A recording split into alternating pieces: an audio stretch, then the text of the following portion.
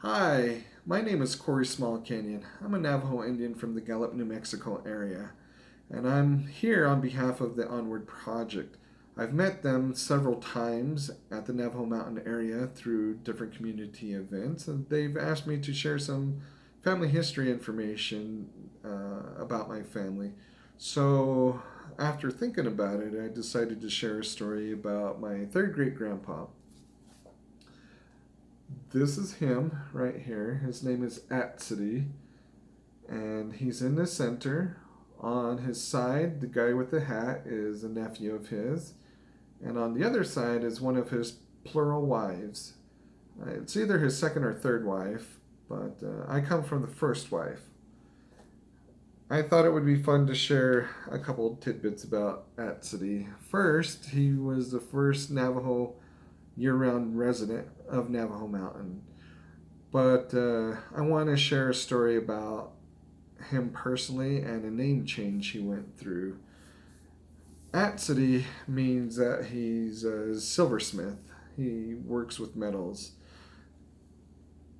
He and his family, specifically his oldest son, was the first to meet members of the Church of Jesus Christ of Latter day Saints, or commonly known as Mormons, when they decided to cross the Colorado River for the first time and go into northern Arizona in search of the Hopi Indians. So eventually, Atsidi is going to also come into the picture and is going to meet the Mormons. And that is going to happen later on. The story goes is that as members of the Church of Jesus Christ of Latter day Saints were hoping to colonize the area, they decided to set root in Tuba City. And it just so happens that that area was the same area that Atsidi's family's from. And so the church was having a hard time keeping people there because they were finding out that the Arizona desert and heat were too much to handle for a lot of people. So Brigham Young needed to find someone that had a little bit more grit, and that person is going to be Lot Smith, and he's known as hanging out with Porter Rockwell. He's infamous for his role in the Utah War, but basically he's going to be sent down, and he's going to get people together and keep them there and set a community in Tuba City. It just so happens that the agreement that the church members had and the Navajos and Hopis made were that the Indians should have first rights to the water. Um, the Indians should be able to go about the land freely. And some of this, Lot Smith is deciding that he's not going to follow these rules and he's going to close off his lands. What's his is his, and it's going to cause conflict. And so it just so happens that his next door neighbor is Atsidi's brother. And one day, Atsidi is going to go visit his brother in Tuba City. And while there, Atsidi's brother's livestock, his sheep, are going to go onto Lot Smith's property and go to a pond and start drinking water. And during the afternoon, Lot Smith is going to be riding by, see the sheep, and he's going to get upset. The sheep aren't going to follow his direction or his command. So he's going to go home and retrieve his pistol to shoot the sheep if he has to. As he's leaving, Atsidi's brother's wife and daughters are going to go over and try to get the sheep to come back home. And that's when Lot Smith is going to come rolling up and is going to try to get the sheep off his property and is going to fail again. And according to statements by a number of people, Lot Smith started shooting some of the sheep and then turned his pistol on Atsidi's brother's wife and daughters.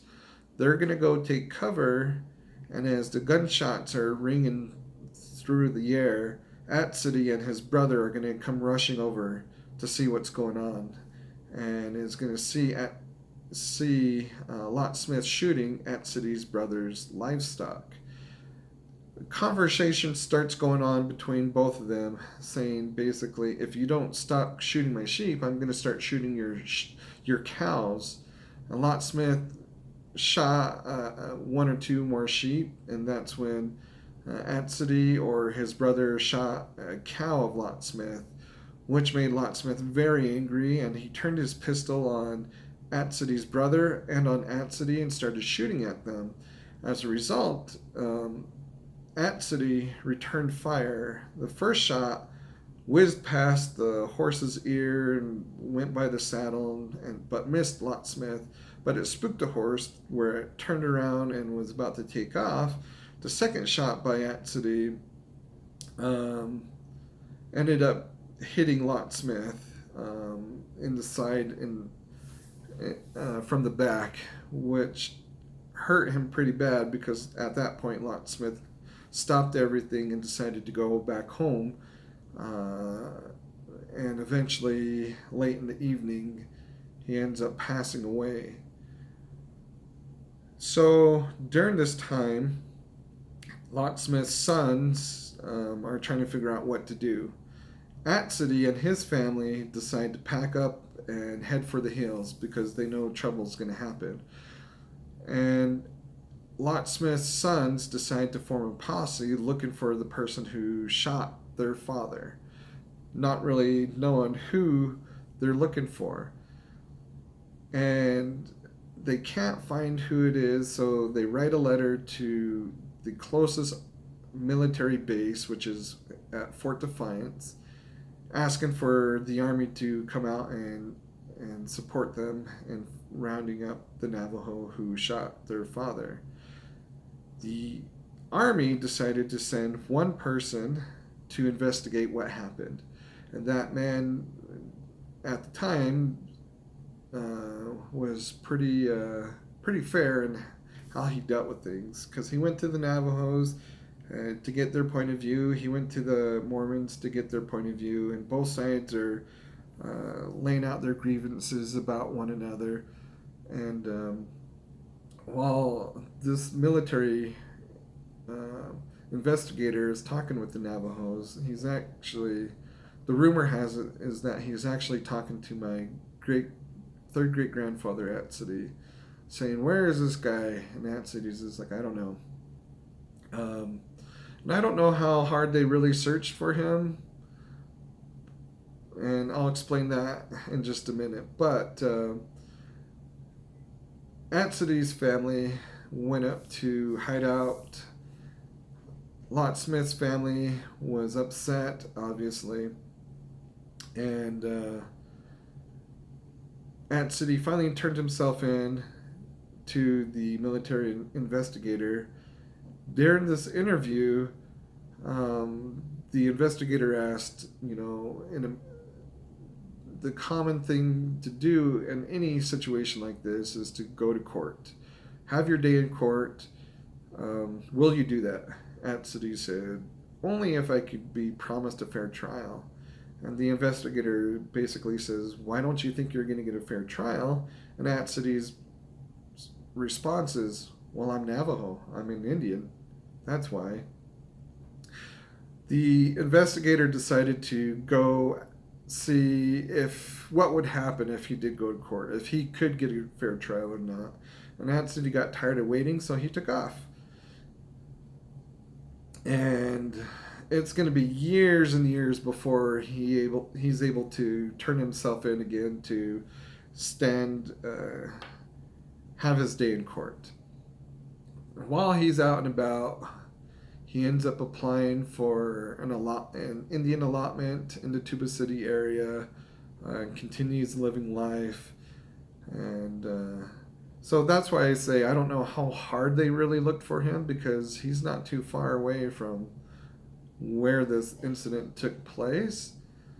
And there's a lot of rumors about who actually shot Lot Smith.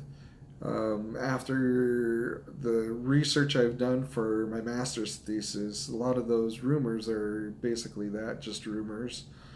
There were also three quote unquote eyewitnesses that were Mormon that witnessed what happened, but the interviewer found out that unless they had X-ray vision to see through geographical hills and whatnot,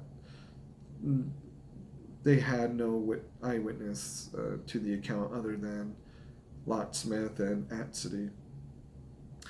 But since Atcity killed Lot Smith, people started calling him Killer of the Red Beard because Lot Smith had a red beard, or they started calling him White Man Killer. So, as the second time comes around, as Atcity turns himself in, he decides to have his day in court. This is when Flagstaff uh, barely finishes their courthouse and is one of the first people in there. His attorney that's appointed to him is going through the case. They have their first day in court, and it just so happens that the attorney is working on a separate case. And on the separate case, he notices that one of the jury members from Atcity's case is a jury member on the separate case. And this jury member, he finds out, is a Mormon who is part of the Mormon Mexican colonies who denounced their U.S. citizenship to become Mexican citizens. But here he was in a U.S. court on a U.S. jury being dismissed because he's not a U.S. citizen. But he is a jury member, a full-on jury member for Atcity's case. So the attorney that's helping Atcity takes that information back to the judge that's dealing with Atcity and says, "What's going on? How come this man who's not a U.S. citizen on the jury, who made it through jury selection and everything, is this ruins the whole case? We have to throw everything out." And the judge decides that he's right. We can't have a fair trial here. So as the judge is throwing the court case out, the judge does make a statement that Atcity did kill Lot Smith, but he did so out of self-defense, and that should end any of the problems from here on out, which it did to a certain degree. But as a result, this whole issue over land and water comes to the forefront for everybody who's in the area. As a result of this, it's decided that the Navajo reservation, or they're writing that it should be the Navajo reservation that gets extended into the Tuba City. But the person who's writing up the documents for the reservation expansion doesn't, it just leaves it general as Indian, and doesn't specify a specific tribe, which is going to cause problems later down the road, and that's going to be part of the Navajo Hopi land dispute. But since the reservation boundaries get expanded to the Tuba City area as a result of all of this, the federal government now has leeway to come in and say anyone that's not Navajo in the Tuba City area, or anyone who's not native, needs to move. Specifically, the Mormons need to move out of Tuba City, and some of those are going to move to New Mexico to help colonize areas in New Mexico, and some of them are going to go back to southern Utah. But there's a lot more that's going to happen as a result of this. But a lot of this is because of Atcity and the court case and the conflict that happened with Lot Smith. So that's just one of many stories I have about my family history that I thought I would share. And once again, here's Atcity. And if I remember right, this picture was taken in the 1890s or early 1900s.